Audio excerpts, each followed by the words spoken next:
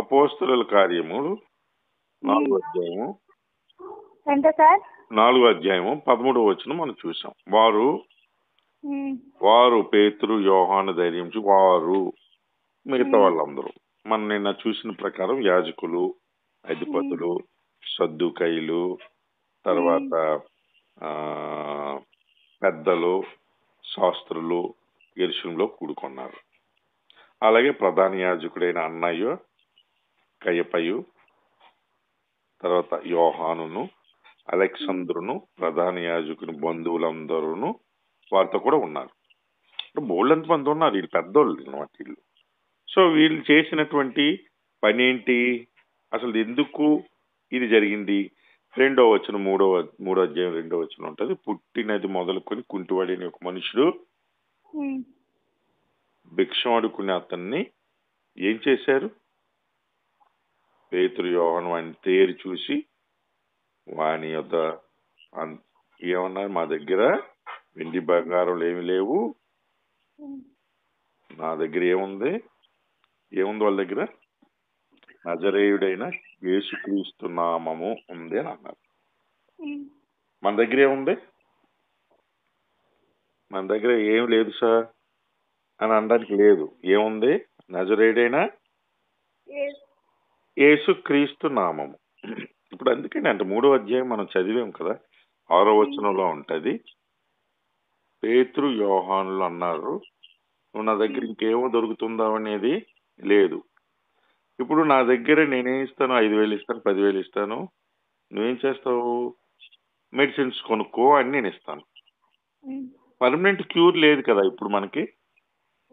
అంటే పర్మనెంట్ గా అది కాల్ వచ్చేది. పుట్టి కుంటివాడు వాడికి ఆపరేషన్ చేసిన రాదనమాట, దానికి అర్థం అది. నువ్వు ఏదో చూడడానికి నా ఇంటి బచ్చంకి, ఆయిల్ ప్యాకెట్లకి, కూరగాయలకి, లేదనుకుంటే చిప్స్ ప్యాకెట్లకి, ఇంకా అయితే రోజు మా పరిస్థితులు బాగాలేవు కాబట్టి కళ్ళు తాగడానికి, వీటికి ముందు కాదు, డబ్బులకు కాదు. లేదు నా పరిస్థితి బాగాలేదు, మెడిసిన్స్ లేవు, ఆపరేషన్ చేయించుకుంటే 5,000 అంటే 10,000, దాని గురించి కాదు నువ్వు చూడాల్సింది. మేము దాని గురించి ఇవ్వం. ఏముంది మా దగ్గర? యేసుక్రీస్తు నామం. నజరేయుడైన యేసుక్రీస్తు నామంలో నువ్వు నీ మెడిసిన్స్ వాడి అయినా సరే నీకు స్వస్థత కలగలేదు. కానీ మా దగ్గర ఏముంది? అన్నిటికన్నా అద్భుతమైనది, నీ పుట్టుకుంటిని తీసివేయగలిగి నడిచి గెంతేటువంటిది ఒకటి ఉంది. అది నజరేయుడైన యేసుక్రీస్తు నామములో నువ్వు నడువు, లేవు, వెంటనే వాడి పాదములు చేయమని బలం పొంది గెంతనం ప్రారంభించాడు. అందరూ విస్మయం ఉంది. వాళ్ళ బంధువులు, హిందువులు, చుట్టుపక్కల వాళ్ళు అందరూ, అధికారులు, శాస్త్రులు, పరిచయాలు, వీడు అదుక్కునేవాడు. వీళ్ళ గెంతడం ఏంటి? ఎవరు చేశారు? పేతురు, యోహాను. ఇక్కడ స్టార్ట్ అయింది. వారు ఎవరు? ఈ పెద్దోళ్ళందరూ కూడాను పేతురు, యోహాను మధ్య నిలబెట్టి, మీరు ఏ బలము చేత, ఏ నామమును బట్టి దీన్ని చేసి ఇతరుని అడిగారు. వీళ్ళకి తెలియదు అన్నమాట. ఎవరికి తెలుసు ఆ శక్తి? పేతురు, యోహానులకి తెలుసు. ఇప్పుడు మనకి తెలుసు. ఏం తెలుసు? మనం పరిచయం చేసుకున్నాం. యేసుక్రీస్తు నజరేయుడైన యేసుక్రీస్తు నామంలో మనం ఏదైనా సరే మనం సాధ్యం చేయగలము. దేవుడికి అసాధ్యమైనది ఏమీ లేదు. ఆయన నామంలో పుట్టుకుంటామని, పుట్టుగుడ్డామని, అవసరం పడి సమాధిలో నీ పడుకున్న లాజర్ని సైతం బయటికి రప్పించగలిగిన శక్తి ఎవరి దగ్గర ఉంది? యేసు నామంలో ఉందా లేదా? అది మన శక్తి కాదు. ఇప్పుడు ఆ శక్తి నీకు దేవుడు ఇచ్చినప్పుడు నువ్వేం చేయాలి? ఉచితంగా వాడాలి. ఉచితంగా నీకు అనుగ్రహింపబడింది. చాలా మంది ఏం చేస్తారు? ప్రార్థన చేస్తాను, అక్కడ కౌంటర్లో 5,000 కట్టండి, 1,000 రూపాయలు హుండీలో వేయండి అని డబ్బులు లాగేసుకుంటారు, ప్రార్థన చేస్తారు. నీకు ఉచితంగా ఇవ్వబడింది. దేవుడు ఏమంటున్నాడు? నువ్వు ఉచితంగా ప్రజల గురించి ఆలోచించాలి ఆ నామం. సో పేతురు, యోహానులు ఉచితంగా సంపాదించుకున్నటువంటి దేవుడు ఇచ్చినటువంటి ఆ నజరేయుడైన యేసుక్రీస్తు నామాన్ని వాడారు. అరే నీ కుంటోడు కదా, నీ కుంటోడు నేను బాగు చేస్తే, మీ ఇల్లు ఉంది కదా, నాకు రాసి ఇచ్చేస్తావా? మా గురువు గారి దగ్గర శక్తి ఉందండి, కింద శిష్యులు అంటారు, పాస్టర్ గారి కిందన ఉన్నోళ్ళు. మా పాస్టర్ గారికి ప్రార్థన చేస్తే మంచి జరుగుతుంది. లేదా దర్శనం చెప్తాడు, మీకు పిల్లలు ఎలా పుడతారు, కాకపోతే మాకు ఏదైనా చూడండి, బోరింగ్ వేయించండి, మా ఇంట్లో టైల్స్ లేవు, మా అబ్బాయి హైదరాబాద్ లో ఉన్నాడు, 10,000 పంపించండి, బేరం ఆడతాం మనం. ఇలాగా ఎవరి నామాన్ని మనం బిజినెస్ లో పెడుతున్నాం? యేసుక్రీస్తు నామాన్ని. యేసుక్రీస్తు 3.5 సంవత్సరాలు ఆయన సేవకి, అంటే ఆయన పరిచర్యకి, మినిస్ట్రీకి వచ్చినప్పుడు, దేవాలయంకి వెళ్ళినప్పుడు బిజినెస్ జరుగుతా ఉంది. రోకలు మార్చేవాళ్ళు, మచ్చలు లేని గొర్రెలు ఒకవైపు ఉంటాయి, మచ్చలు ఉన్న గొర్రెలు వాళ్ళు తెచ్చుకున్నారు అనుకో, ఇది ఎలాగవుతుంది, దేవుడికి ఇది అర్పించడానికి అవ్వదు, మచ్చలు లేనిది. మచ్చలు ఉన్నది అవ్వదు, ఎక్స్చేంజ్ చేసుకో, అక్కడ మచ్చలు లేనిది ఒకటి ఉంది, మచ్చలు ఉన్నది ఇచ్చి, కాకపోతే 400 ఇచ్చి, 500 ఇచ్చి. ఎక్స్చేంజ్ బిజినెస్ ఎక్కడ అవుతుంది? టెంపుల్లోనే అవుతుంది. పావురాలు 201, 201 బయట 30 రూపాయలే కదా. అంతే. ఇది నీ పాపములు పోవాలంటే ఈ పావురం నువ్వు తీసుకుని బలిగా అర్పించు, గొర్రెపిల్ల అర్పించు, మచ్చలు లేనిది అర్పించు, అది అర్పించు. బిజినెస్ స్టార్ట్ చేశారు. వాటా 10% వాటా ఎవరికి వెళ్ళిపోద్ది? ప్రధాన యాజకుడికి వెళ్ళిపోద్ది. ఉచితంగా వస్తుంది. బిజినెస్ చేసుకోండి. కౌంటర్ బిజినెస్ చేసుకోవాలనుకుంటే కౌంటర్ ఎంత ఖరీదు? ₹1,00,000 కౌంటర్. నువ్వే బిజినెస్ అనే చేసుకో. వచ్చినటువంటి విశ్వాసులతో నువ్వు బిజినెస్ చేసుకోరా బాబు. ఎన్ని సంఘాలు మన బిజినెస్ లో దిగిపోతున్నాయి, చాలా సంఘాలు. దేని గురించి? మనం పాపం ఒప్పుకుని, ప్రభువా నువ్వు నాకు జీవితాంతం రుణపడి నీకు ఉంటాను, నా జీవితాన్ని నీకు సమర్పిస్తున్నాను, ఇదిగో నేను సంపాదించిన కొంత నీకు మొత్తాన్ని నీకు వేస్తాన్ని సమర్పించుకోవడానికి, ప్రార్థించుకోవడానికి, మన మొక్కులు తీర్చుకోవడానికి దేవాలయంకి వెళ్ళేవాళ్ళు. వీళ్ళు ఏం చేస్తున్నారు? భయపెట్టించి భయక్రాంతులను చేసి ఏం చేశారు? బిజినెస్ చేస్తున్నారు అనమాట. అన్నా పెనిన్ అని ఆ స్టోరీ తర్వాత మనం చదువుదాం. ఏలి అనేటువంటి ఒక యాజకుడు ఉండేవాడు, 2 కుమారులు. సంఘానికి రావడానికి, దేవాలయంకి రావడానికి అసహ్యం వేసిందంట జనాలకి, వీళ్ళిద్దరు చేసిన పనులకి. కొవ్వినవన్నీ ఫస్ట్ మాకు కావాలి తిండిపోతులు అయిపోయారు. వస్తున్న వాళ్ళని పాడు చేయడం, తిండికి కాసిపడడం, డబ్బులు కాసిపడడం. ఎందుకంటే ఆ చర్చికి వెళ్ళి వేస్ట్, పిండించేస్తారు, బట్టలు పిండినట్టు పిండించేస్తారు. డబ్బుల గురించి మాటలు. ఒకవేళ మనం డబ్బులు ఇవ్వకపోయామా, మనల్ని ఏం చేస్తారు?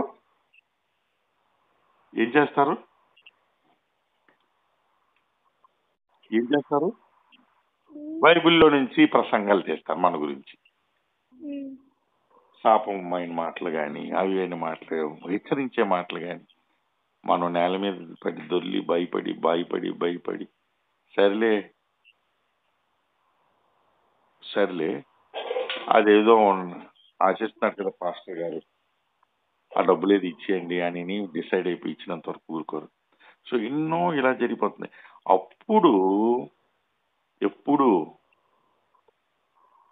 యేసుక్రీస్తు టైంలో బిజినెస్ స్టార్ట్ అయింది. ఇప్పుడు అదే జరుగుతుంది. మా దగ్గర యేసుక్రీస్తు నామం ఉంది, ఉచితంగా ఉంది. నువ్వు గనక యేసుక్రీస్తు నామం బట్టి బిజినెస్ స్టార్ట్ చేసావా, సైతం ఏం చేస్తుంది? ఐడియాస్ చెప్తుంది, నీ జీవితాన్ని మార్చేస్తుంది. ఒక ఐడియా నీ జీవితాన్ని మార్చేస్తుంది. నువ్వు కనుక ఒప్పుకుంటే, యేసుక్రీస్తు నామం నీకు ఉంది కదా, ప్రార్థనకు వస్తున్నావు, ప్రార్థన చేస్తావు. మరి మా మినిస్ట్రీ ఎలాగండి అభివృద్ధి చెందుతుంది? ఒక 5,000, 10,000, ఒక 20,000 జనాల దగ్గర నుంచి పోగేసుకుని యేసుక్రీస్తు నామాన్ని బిజినెస్ పెట్టడం ప్రారంభించారు చాలా మంది. సో నీకున్నటువంటి శక్తి ఎవరి ద్వారా వచ్చింది? పరిశుద్ధాత్మ శక్తి ద్వారా. ఏ నామం వాడుకోమని యేసుక్రీస్తు చెప్పాడు? నా నామం అని. వాళ్ళ తండ్రి గారు యేసుక్రీస్తు నామాన్ని ఉన్నతంగా హెచ్చించడం బట్టి మనకి పవర్ ప్యాక్ లాగా అనమాట, లోడెడ్ గన్స్ లాగా. నీ ఇష్టం, నువ్వేదైనా అడుగు, యేసుక్రీస్తు నామములో సాధ్యం అవుతుంది అని దేవుడు చెప్పినప్పుడు మన విశ్వాసంతో వేరే వాళ్ళకి ఉపయోగపడేలా చెయ్యాలి. ఆ నామాన్ని నువ్వు బిజినెస్ చేయకూడదు. అపోస్తుల కార్యాలా ముందుకు వెళ్తే ఒకడు నా మీద పరిశుద్ధాత్మ శక్తి ఉంచేలాగనా, నేను ఇంకొకరికి చేతులు ఉంచితే దవేలను పడిపోయేలాగనా, మెరకలు చేరికేలాగనా నాకు పరిశుద్ధాత్మ శక్తి ఇచ్చేయండి, నేను నీకు డబ్బులు ఇస్తాను, 1,00,000 4,00,000 ఏ పట్టి నాకు నేను ఇచ్చేస్తాను అన్నాడు ఒకడు. అంటే కొనుక్కోడాన్ని చూస్తాం మనం. ఇది ఒక ఆయన మన దగ్గరే ఉంటాడు, మన చుట్టుపక్కలే, అలా పెద్దమ్మ అనుకుంటా క్యాన్సర్ వచ్చింది, చనిపోవడానికి దగ్గరికి వస్తా ఉంటే టీవీలోని మీరు మీరు డిపాజిట్ 10,000 కట్టి మా అయ్యగారి దగ్గర ప్రార్థించితే కనుక మీకు అద్భుతాలు జరుగుతాయి అంటే అలాగనలేదు, కానీ అద్భుతాలు జరుగుతాయి మా అయ్యగారి దగ్గర ప్రార్థించింది మా పాస్టర్ గారు అలా అడ్వర్టైజ్ చేస్తున్నారు. ఫోన్ నెంబర్ తీసుకుని కొడితే కనుక ఇలా క్యాన్సర్ ఉందా, క్యాన్సర్ కాదు ఏదైనా నయం చేస్తారు మా పాస్టర్ గారు, కాకపోతే మీకు దగ్గరుండి చేతుల నుంచి ప్రార్థన చేయాలనుకుంటే 10,000 అవుతుంది అన్నారట. ఇప్పటికే 6 లక్షలు ఖర్చు పెట్టాం, 10,000 ఏ పట్టని నీ చచ్చిపోతున్నామని ఎక్కించుకుని ట్రైన్లోని హైదరాబాద్ తీసుకెళ్లి పాస్టర్ గారి దగ్గర 10,000 కట్టి ప్రార్థించిన తర్వాత ఆవిడ ఏమైపోయింది, ఈ ప్రయాణంలో మరింత సిక్ అయిపోయింది. హోటల్ రూమ్ తీసుకుని 5-6 రోజులు ఉండి నానా బాధలు పడి మళ్ళీ వైజాగ్ వచ్చిన 10-15 రోజులు చచ్చిపోయింది ఆవిడ.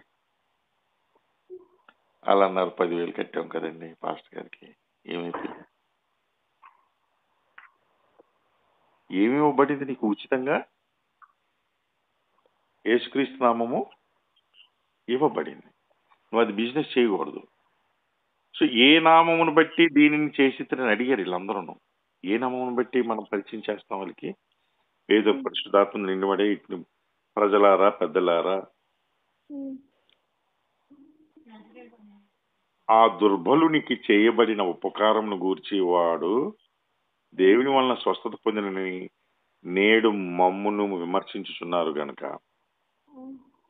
దేవుని యొక్క స్వస్థత పొందేడు కదా, పొందినందుకు మీరు నన్ను విమర్శించుచున్నారు.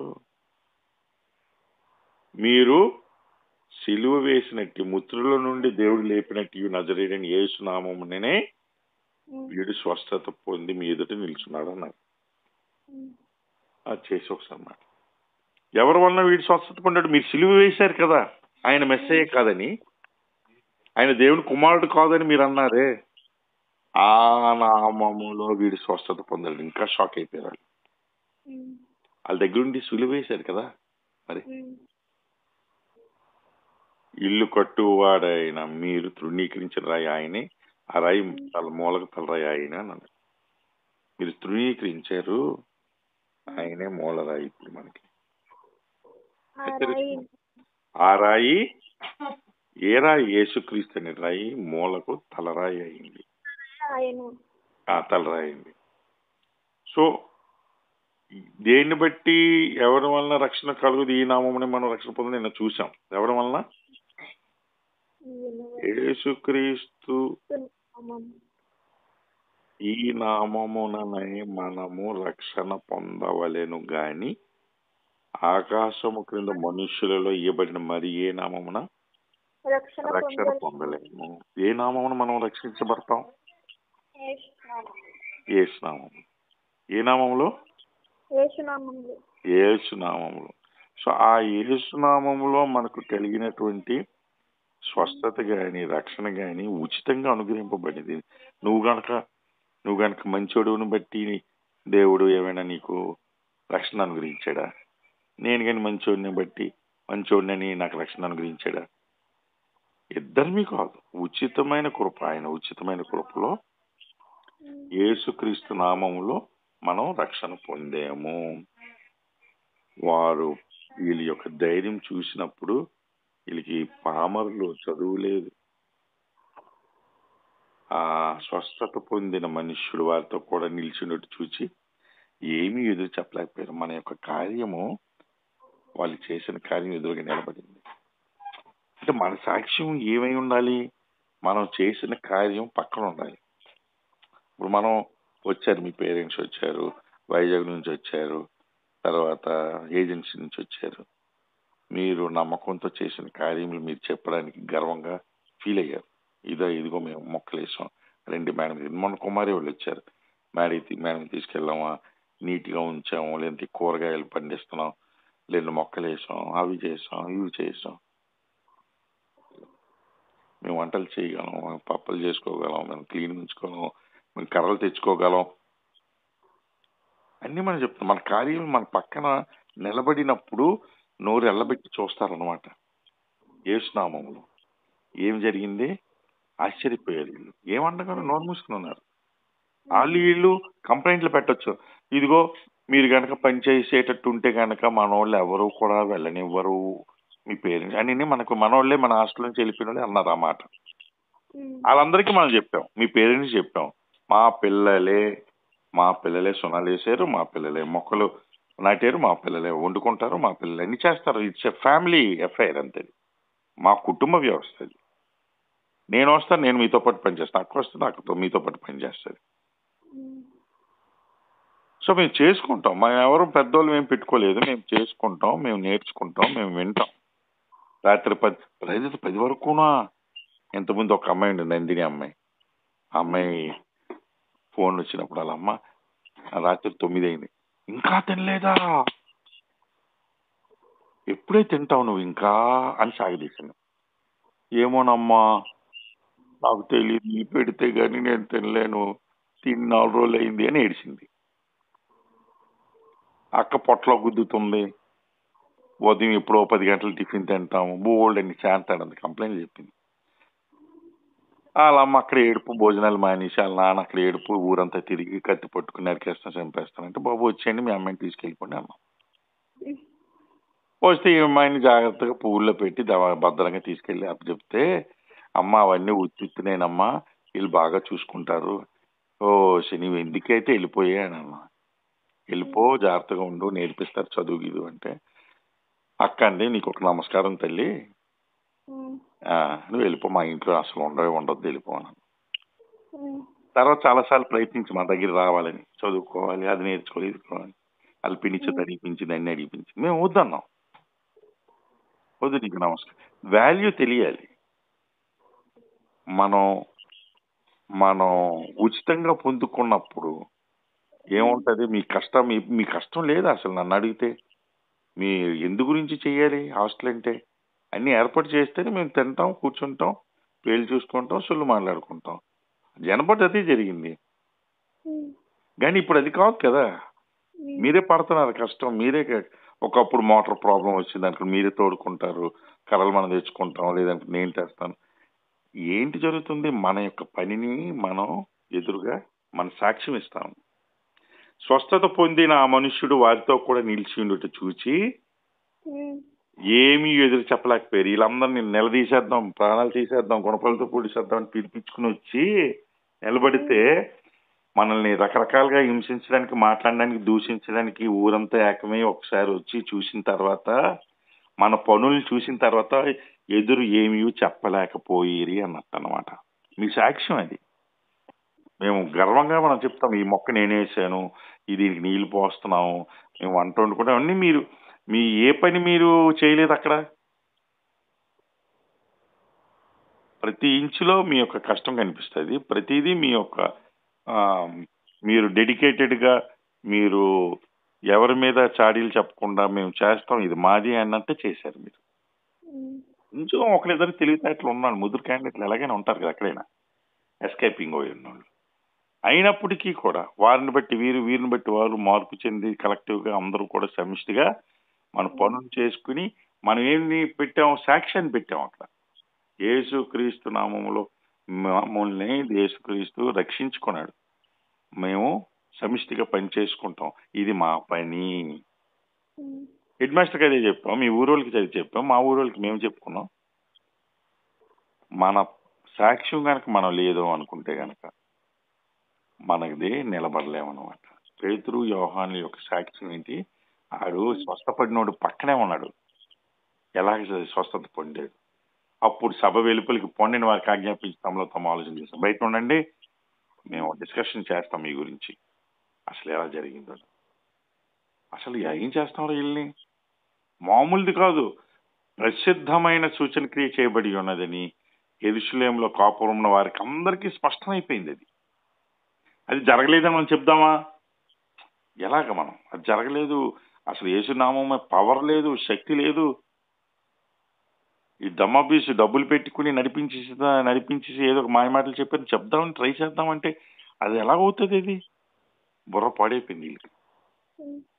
సో మన సాక్ష్యాన్ని మోడిఫై చేయడానికి బోళ్ళంతమంది ఉంటారు.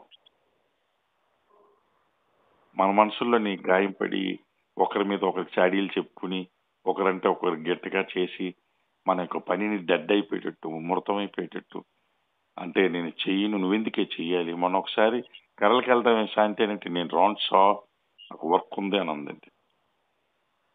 ఏదో ఒకటి దూరుతుంది. అందరూ ఒకలాగా ఉంటారా? ఎవరి గురించి కర్రలు ఉదయం నుంచి సాయంత్రం కళ్ళకి కాల్చి చలికాలం అంతా చలినీళ్ళు వేడి నీళ్ళు పోసుకుంటూనే ఉన్నాం. అవునా? కాళ్ళు వేడి చేసుకోవడం, ఒళ్ళు వేడి చేసుకోవడం, చేతులు వేడి చేసుకోవడం. ఎవరి గురించి? మేము కనుక 2 రోజులు ఉంటాం, 1 రోజు ఉంటాం. కర్రలన్నీ తగలబడుతున్నది ఎవరు? మీరే. సో ఒకరిలో ఇద్దరిలో దూరినప్పటికీ యేసునామంలో ఆ దూరిన దెయ్యం ఏమవుతుంది? సహోదర ప్రేమను బట్టి పారిపోద్దంతే, మన సాక్షి నిలబడతాడు. సో వీళ్ళు బయట నుంచి అయ్యమ్మ ఎలాగ బాబు ఎలాగ ఇలాంటి అంటే యేసునామంని నిర్వీర్యం చేయడానికి, ఉపయోగించుకోకుండా ఉండడానికి, నువ్వు ఎంతసేపు కుంటి వ్యవస్థలో ఉండడానికి వీళ్ళు చూశారు. అయినను చూడండి 17 వచ్చిన చదవండి గట్టిగా. అయినను ఇది ప్రజల్లో ఇంకా వ్యాపించుకున్నటికై ఇక మీదట ఈ నామమును బట్టి ఏ మనుషులతోనైనాను మాట్లాడకూడదని మనము వారిని బెదరపెట్టవాలని చెప్పుకున్నారు.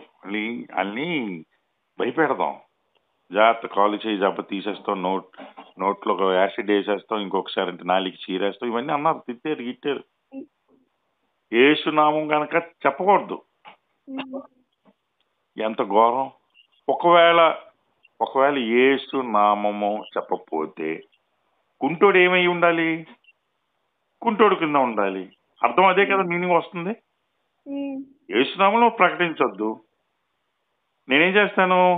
ధర్మశాస్త్రాన్ని మైకుల్లో గట్టి చెప్తాను, నిన్ను వెళ్ళి నీ పొరుగు అని, ఇంకా ఇవన్నీ ధర్మశాస్త్రానికి సంబంధించిన 10 ఆజ్ఞలు అవన్నీ చెప్పుకుంటూ వెళ్తుంటాను.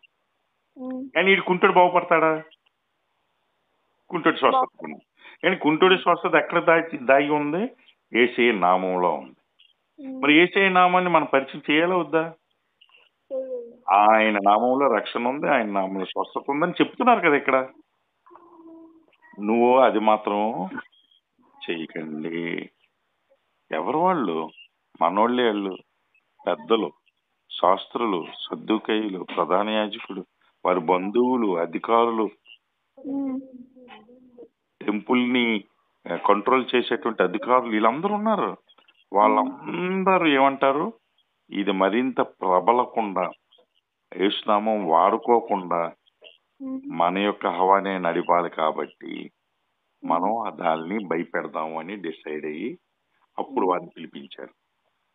యేసునామం బట్టి ఎంత మాత్రం మాట్లాడకూడదో, బోధింపకూడదని వారికి ఆజ్ఞాపించారంట. 18వ వచనం, అపోస్తలుల కార్యాలు 4:18వ వచనంలో ఉంటది. ఏ పరిస్థితుల్లోని ఆ నామముని మీరు మాట్లాడకూడదు, బోధింపకూడదు, సువార్త చేయకూడదు. ఇప్పుడు అదే పరిస్థితులు నెలకొంటున్నాయి మన ఇండియాలో. సువార్త చెప్పొద్దు, యేసునామని ప్రకటించొద్దు. ఒకవేళ ప్రకటిస్తే ఆడు కనుక దేవుడు అంటే, ఇప్పుడు కుంటుడు ఏమయ్యాడు? గెంతుకుంటూ వెళ్ళాడా? వీళ్ళతో పాటు పేతురు యోహానులతో వెంబడించానని ఉంది. నువ్వు స్వస్థత పొంది నువ్వు రక్షణ పెడితే నువ్వు ఎవరి మార్గంలోకి వెళ్తావు? యేసుక్రీస్తు మార్గంలోకి వెళ్తావు. అవునా? అది మత మార్పిడి అని వీళ్ళు ఏం చేస్తున్నారు? నువ్వు మతం మార్చావు అని జైలుకి వేసడం, కొట్టడం, హింసించడం, కాల్చడం, మరి రకరకాల బట్టలు లేకుండా తిప్పియడం, సజీవ దహనం చేసేయడం, భయంకరమైన కార్యాలు చేశారు. ఏం చేయకూడదు? నువ్వు యేసునామాన్ని ప్రకటించొద్దు, యేసునామం గురించి మాట్లాడొద్దు. అప్పుడు అంతే. ఈ రోజు మోడీ గారు చేస్తున్న పని కూడా అంతే. ఎన్నో ఏరియాలు ఇదే సంగతి. నేను కుంటివాడిని, నేను నరకానికి పోయేటువంటి వాడిని, నేను కన్నులుండి చూడలేని చెక్క బొమ్మల్ని ఆరాధించే వాడిని, నాకు దేవుడు మహాప్రసాదం అనుగ్రహించాడు. ఏంటది? యేసునామం. సజీవుడైనటువంటి యేసుక్రీస్తుని నేను వెంబడించుతున్నాను. నడుచుకుంటూ వెళ్ళిపోయాడు అంతే. వాడి కుడి చేయి పట్టుకుని లేవనెత్తినప్పుడు వాడి చీలమండలం అన్ని కూడా బలం పొందాయి. కుడితనం పోయింది, అంధత్వం పోయింది. నేను ఇంకా ఇంత ఘోరమైన మనిషిని ఎలాగైపోయాను, చదువుకుని కూడాను చెక్క బొమ్మలు, రాతి బొమ్మల వైపు నేను పూజించడం ఏంటిరా బాబు. నా ఆత్మీయ కళ్ళు దేవుడు తెరిచాడు. గుని లేచి వాడు నిలిచి నడుచుచు గంతులు వేచి దేవుని స్తుతించుచు ఆ తర్వాత ఉంటది వారితో కూడా దేవాలయంలోనికి ఇది మత మార్పిడి కాదు. ఈ అండర్లైన్ చేయాల్సిన పాయింట్ ఏంటంటే వారితో కూడా దేవాలయానికి వెళ్ళడం అంటే ఇప్పుడు నువ్వు దేవుని స్వార్థ చెప్పావు, నీతో కూడా దేవుని చర్చకు వచ్చాడు ఒకడు రెండు దేని మత మార్చిందండి ఆ దేవుడి దగ్గర దేవుని దగ్గర తీసుకెళ్ళడం కాదు. ఆయన యేసు నామముకి ఆయనకి అవసరం పడింది. కుంటోడాడు, అది చచ్చిపోతే నరకంకి వెళ్తాడు. కాళ్ళుండి కుంటివాడాడు, కళ్ళుండి చూడలేని కబోదాడు. కారణం ఏంటి? వాడు ఎవరిని కొలుస్తున్నాడు? రాయి రప్ప చెక్క మొక్కల్ని వీటిని కొలుస్తున్నటువంటి ఒక కుంటివాడాడు, జ్ఞానం లేనటువంటి వాడు. నువ్వు జ్ఞానోదయం చేసావు. నువ్వు నా దగ్గరికి వచ్చి నేను పొలం ఇస్తాను, బియ్యం ఇస్తాను, సోపులు ఇస్తాను, నువ్వు వచ్చి స్వస్థత వస్తాయి, నీకు నా అప్పులు తీరిపోతాయి. ఇది కాదు. నీకేంటి జరుగుతుంది?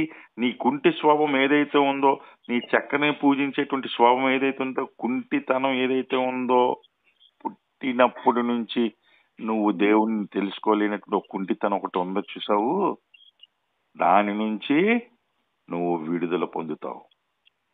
నువ్వు యేసుక్రీస్తున్నాము అంటే అప్పుడు ఏం చేస్తావు? సైలెంట్గా ఉండడానికి అవ్వదు. ఎందుకంటే కుంటోడు కదా నువ్వు. నీ కాళ్ళు వచ్చాయి, నీ కళ్ళు లేవు కదా, కళ్ళు వచ్చాయి. నేను ఎంతవరకు నేను దీన్నా పూజించాను, ఇంత పనికిమాలినటువంటి దేవతలను పూజించాను. నువ్వు ఏం చేస్తావు? విడిచిపెట్టి గెంతుతావు. ఆనందం ఇంకా నయ్యం, ఇంకా నేను జీవితాంతం ముసలైపోయినంత వరకు నేను లేనురా బాబు, నాకు దేవుడు రక్షణ అనుగ్రహించని గెంతుచు. ఎవరైతే పరిచయం చేసే వారితో కూడా దేవాలయంలోనికి వెళ్ళాడు. కానీ సమాజం అంటది నువ్వు కుంటోడు కింద ఉండాలి కదా, నువ్వు మా దేవుడు కదా, నువ్వు మా దేవుడు కుంటోడే, మా దేవుడు కళ్ళుండి చూడడు, నువ్వు అలా ఉండాలి. నువ్వు అలాగే ఉండాలనుకున్నప్పుడు నువ్వు యేసునామాన్ని పరిచయం చేసి స్వస్థత పడితే ఎలాగైపోతుంది? కుంటోడు లేకపోతే ఎలాగవుతుంది? శృంగారమైనటువంటి ద్వారం దగ్గర కుంటోడు ఉండాలి కదా. నేను డబ్బులు వేయాలంటే, నేను ఫోటోలు దిగాలంటే పేదోళ్ళు ఉండాలి. ఇంకా అడుగంటిపోయినటువంటి ప్రజలు, అంటర్గాని ప్రజలు ఉండాలి. అలాగా వాళ్ళు స్వస్థత పడకూడదు. ఇంకా అంధకారంలోనే చీకట్లో మగ్గి మగ్గి మగ్గి మనం నరకానికి పోయేటట్టు చూస్తా ఉంటే గనక యేసుక్రీస్తు అంటాడు, మీరు నీ తోటి వారిని ప్రేమించాలి కదా. తెలుస్తుంది కదా నీకు నరకంలో పోతారని, చచ్చిపోతారని. నువ్వేం చెయ్యాలి?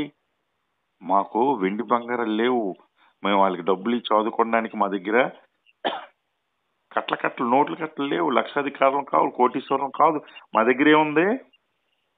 యేసు నామమును బట్టి ఇదిగో వీరి యొక్క కుంటి స్థితి నుంచి బయటికి లేవండి, యేసుక్రీస్తు మీ గురించి చనిపోయాడు అని పరిచయం చేస్తాం మనం. యేసుక్రీస్తు మీ గురించి చనిపోయాడు, యేసునామంలో మీరు రక్షణ పొందుతారు. చనిపోతే మీరు పరలోకంకి వెళ్తారు బాబు. మీకు ₹1 ఆస్తి రాదు. మీకేమొస్తుంది? యేసుక్రీస్తు నామంలో రక్షణ అనుగ్రహింపబడతాయి, నిరీక్షణ ఉంటుంది. మీరు చనిపోతే పరలోకంకి వెళ్తారని నిశ్చిత ఉంటుంది మీ పాపం బట్టి. అది మార్గం, అది మతము కాదు. మనం ఎవరిని మత మార్పిడి చేసేసి ఏదో చేయము. మనం మార్గాన్ని మనం ఉపదేశిస్తాం. యేసుక్రీస్తు యొక్క మార్గాన్ని మనం చెప్తాం. నచ్చితే దేవుని యొక్క ప్రణాళికలో వాడుకోవడం, రక్షణ పొందాలి అనేటువంటి వాడి పేరు ఉంటే గనక వాడు రక్షింపబడతాడు, దేవుని యొక్క మార్గం గుండా వెళ్తాడు. మా దగ్గర ఏం లేవు, వెండి బంగారాలు లేవు, మా దగ్గర మంచి మంచి తీయని మాటలు లేవు. ఏమున్నాయి మా దగ్గర? యేసునామం. అదే చెప్తాం. వయసుతో సంబంధం లేదు. స్కూల్ అమ్మాయని, కాలేజ్ అమ్మాయిని, డ్యూటీలో చేసిన అమ్మాయని, యేసునామాన్ని ఇంకొకరికి చెప్పడానికి ఎలాంటి అమ్మాయి అయినా సరే, నువ్వు రుచి చూసావు, నువ్వు రక్షింపబడ్డావు, నువ్వు ఇంకొకరికి పరిచయిస్తావు. 13వ వచనం చదివి క్లోజ్ చేసుకో. అందుకు పేతురును యోహానును వారిని చూసి, దేవుని మాట వినుట కంటే మీ మాట వినుట దేవుని దృష్టికి న్యాయమా? మీరు చెప్పండి. ఇప్పుడు దేవుని మాట వినమంటారా? దేవుని యొక్క రక్షణ ఉచితంగా గురించి కుంటలు లేపినటువంటి యేసునామం అని ఏ దేవుని మాట వినడం బెటరా? ఈ పనికి మనల్ని మాటలు వినడం బెటరా? మీరు చెప్పండి ఫస్ట్. మీరు ఏది బెటర్ అంటారు? దేవుని మాట వింటారా? వాళ్ళకే ప్రశ్న ఇచ్చాడు. మేము కన్న వాటిని విన్న వాటిని చెప్పలేక ఉండలేం బాబు అని వారికి ఇచ్చాం. గోబ దబేలమని కొట్టినట్టు అయింది. మేము కన్న వాటిని విన్న వాటిని చెప్పకుండా ఉండలేము. నీలో సాక్ష్యం ఏంటి? మేము మా హాస్టల్లో మేము ఇంతే. ఇది మేము చేసుకుంటాం, నేర్చుకుంటాం, ప్రార్థనలు ఏకీభవిస్తాం, పాటలు పాడతాం. రాత్రి 10 అయినా నిద్రపోతున్నా, కింద మీద పడినా సరే తెల్లవారి ఓపికగా ప్రార్థనకు వస్తాం. అది జైనపాడులో జరగదు. అది మీ ఊరికి వెళ్తే జరగదు. ఇప్పుడు శాంతి ఎక్కడ దొరుకుతుందో తెలియదు, లక్ష్మి ఎక్కడ ఉందో తెలియదు మనకి. ఊరు వెళ్ళిన పరిస్థితులు మారిపోతున్నాయి కనుక మేమైతే ఏముంటాం, సార్తో పాటు మేమేమి మంచివారం కాకపోయినా, పరిశుద్ధంగా లేకపోయినా, నీతిమంతి లేకపోయినా, దేవుని సన్నిధిలో ఉండడానికి, రోజు రోజు నేర్చుకోవడానికి, రోజు రోజు విని విని విని మనల్ని ఏం చేస్తాడు దేవుడు? ఒక మంచి సాధనాల కింద చేస్తాడు, పరిపక్వతలోకి తీసుకొస్తాడు, పరిపూర్ణులుగా చేస్తాడు, యేసు వలె మారుటకు. వీరు యేసుతో ఉన్నవారు కదా. పేతురు యోహానులు అంటున్నారు, వీళ్ళు యేసుతో ఉన్నారు. అదేంటి? అదే ఛాయ, అదే మేలిమి, అదే యొక్క తేజస్సు, పరిశుద్ధాత్మ యొక్క శక్తివంతులు కాబడినటువంటి వీళ్ళు ప్రత్యేకింపబడిన వాళ్ళు. నేను యేసుతో ఉన్నట్టు చూశాను కదా వీరిని. ఈజీ గుర్తుపడతారు. అమ్మో దేనా ఊరికొస్తే వాళ్ళ అక్కని తిడతాది, ఈ డ్రెస్ వేసుకుంటే తిడతాది, ప్రార్థన రాకపోతే తిడతాది, చర్చి రాకపోతే తిడతాది. ప్రత్యేకింపబడ్డానికి ప్రయత్నిస్తుంది. ఎవరి మెప్పు గురించి? నా మెప్పు గురించి ఏంటి? లేదంటే ఊర్లోనే నలుగురు ఏమైనా 10,000 20,000 ఇస్తున్నారు అమ్మాయికి. దేవుడి గురించి ప్రత్యేకింపబడాలంటే నయోమి కానీ తర్వాత దేనా కానీ.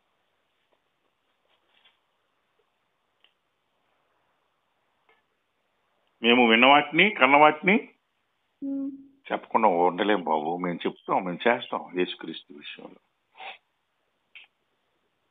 వారందరూ కూడా భయపడిపోయారు అంతే. హల్లెలూయా, దేవునికి స్తోత్రం. సో మనం కూడా క్లోజింగ్ కోసం మనం కూడా ఏం చేద్దాం? రేపు పొద్దున్న ఒక పరిస్థితి వస్తుంది, 10 రోజుల సెలవు వచ్చింది, మీరు వాడుకోండి. దేవుని పిల్లలందరినీ గ్యాదర్ చేసి మీరు దేవుని వాక్యం మీరు చెప్పండి, నేను కూడా కనెక్ట్ అవుతానని చెప్పాను. నువ్వు దేనా శాంతి కుమారి మాటకు గౌరవించి పిల్లల్ని ఒక 20 మందిని ప్రతిరోజు కొన్ని రోజులు దరిదాపు 7-8 రోజులు గ్యాదర్ చేశారు. హల్లెలూయా. ఆ సాక్ష్యం చాలు. మేము విన్నాం, కన్నాం, దేవుని యొక్క శక్తిని మేము చూసాం, మీరు కూడా రుచి చూడండి అని మేము ఉన్నాం. బొంగీజీ వెళ్తారు, మీరు కూడా అదే చేయాలి. లేదంటే ఇంకో ఊరు వెళ్తారు, లేదంటే వేరే ఊరు వెళ్ళి మనం మీటింగ్ పెడతాం. సో మీరు ఏదైతే విన్నారో, ఏదైతే కన్నారో వాటిని దాచి ఉంచడానికి చేయొద్దు. ఒక దానారం ఇచ్చినోడు అంటాడు, నువ్వు విత్తన చోట కోయివాడు, నువ్వు బహు కఠినాత్ముడు కనుక నేను ఈ దానారాన్ని భూమిలో దాచి ఉంచాను అంటాడు. మనం విని అనుభవించి దేవుడి గురించి మాట్లాడగలిగిన శక్తిని దేవుడిచ్చి పాటల శక్తి ఇచ్చినప్పుడు దాన్ని భూమిలో దాచి మీ ఊరు వెళ్ళినప్పుడు దొరుకుతా ఇష్టానుసారంగా ఉన్నారనుకో, యేసుక్రీస్తు అంటాడు, దాన్ని నీకు ఎందుకు ఇచ్చాను నేను? ఎంతో మందికి లేని ఆధిక్యత మీ హాస్టల్ పిల్లలకు ఉంది కదా, అది నేను ఇచ్చాను కదా. వాళ్ళందరూ బయట ఉన్నారు, మీరేమో లోపల ఉన్నారు. సో నేను దేశాంతరం పోయి వచ్చి అడిగినప్పుడు మీరేం చేశారు ఇన్ని రోజుల్లో? సంవత్సరం పాటు మీరున్నారు కదా, మీ ఊరికి 4 సార్లు వెళ్ళారు కదా, ఎవరికైనా స్వార్థ చెప్పారా? ఎవరికైనా దేవుని గురించి జనానికి పోగేసుకుని ఒక మీటింగ్ ఆర్గనైజ్ చేశారా? 4 పేటలు నేర్పించారా? సండే స్కూల్ కండక్ట్ చేశారా? ఇవన్నీ అడిగాడు అనుకో దేవుడు. ఏమీ చేయలేదు గనక ఆ ₹1 ఆ ఒక్క దానాలు ఇచ్చినోడు వాళ్ళ మీరు కూడా మేము భూమిలో దాచాము, వీళ్ళ మూర్ఖులు, వీళ్ళు వినరు, వాళ్ళంతే, నేను ఇంతే, వాళ్ళు ఇంతే, నేను ఇంతే. అప్పుడు దేవుడు ఆ ఒక్కదాని అందరికీ బలా నమ్మకమైన మంచి దోస్తులు అంటే ఇదికి నువ్వు చెడ్డ దోస్తుడా, నీ ఒక్క రూపాయి కూడా, నీ ఒక్కదాని కూడా నీ నుంచి తీసివేయబడుతుంది. ఉమ్, నువ్వు ఎక్కడ ఉంటావు? పండ్లు కొరుకుతా ఏడ్చేటువంటి ప్లేస్ లో నరకంలో తోసేయండి నేను ఆజ్ఞాపించాడు. సో మనకున్న అదికి ఇది పోతుంది. ఇది అంటే ఇప్పుడు మనం అనుకోవచ్చు ఇప్పుడు హాస్టల్ ఏంటిది సారదే అక్కడే కాదు, ఉమ్, మేము ఒక ఫ్యామిలీగా చేసుకుని దేవుని గురించి తెలుసుకుంటూ మన స్కూల్కి వెళ్ళి నేర్చుకుంటాం అనేదే కదా మనం అంటున్నాం. మనం ఉమ్, అది ఎవరిది తీసుకెళ్ళి మీది కాదు నాది కాదు, దేవుని గురించి వాడబడుతున్నటువంటి ఒక సంఘం, అది ఒక ప్లేస్. మీరు వినియోగించుకోలేదనుకో మీ దగ్గర నుంచి అది తీసివేయబడుతుంది. అంటే మీరు వెళ్ళిపోతారు దూరంగా. దాన్ని మీరు వాడుకోవడానికి దేవుని యొక్క సిద్ధాంతాలు అవి. అది ఎప్పుడు అప్పుడుదే అంతే, ఇప్పుడు అంతే. ఎప్పుడైనా సరే ఆ సిద్ధాంతాలు ఫిక్స్డ్ అనమాట, ఏమి మారు. 2 రెళ్ళు 4 6 యేసుక్రీస్తు టైంలో కూడా 4. అవునా? ఉమ్. మోసే టైంలో కూడా 4, 2 రెళ్ళు 4. మన టైంలో కూడా 2 రెళ్ళు 4. దేవుని సిద్ధాంతం అంతే. అది దాన్ని మోడిఫై చేయలేవు నువ్వు, నేను కూడా మోడిఫై చేయలేవు. కళ్ళు మూసుకోనండి. హల్లెలూయా. దేవునికి స్తోత్రం.